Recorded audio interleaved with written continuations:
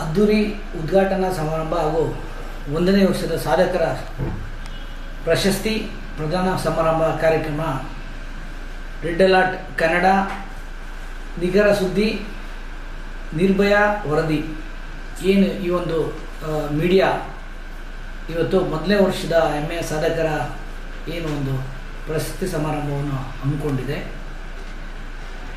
ಈ ಒಂದು ಸಂಸ್ಥೆಯ ಮುಖ್ಯಸ್ಥರಾದಂಥ ಪ್ರದೀಪ್ ಅವರು ಹಾಗೆ ಪೂಜಾ ಅವರು ಕೂಡ ಈ ಒಂದು ರೆಡ್ ಅಲರ್ಟ್ ಕನ್ನಡ ಸುದ್ದಿವಾಹಿನಿಯನ್ನು ಪ್ರಾರಂಭ ಮಾಡಿ 1 ವರ್ಷ ಆಗಿದೆ. 1 ವರ್ಷಕ್ಕೆ ಈ 1 ವರ್ಷದಂದು ಅವರು ಒಂದು ಅರ್ಥಪೂರ್ಣವಾದಂಥ ಮೊದಲನೇ ವರ್ಷದ ಹೆಮ್ಮೆಯ ಸಾಧಕರ ಸಮಾರಂಭವನ್ನು ಆಚರಣೆ ಮಾಡ್ತಿದ್ದಾರೆ.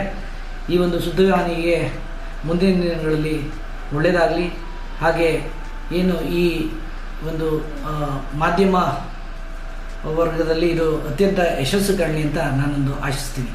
ನಮಸ್ಕಾರ.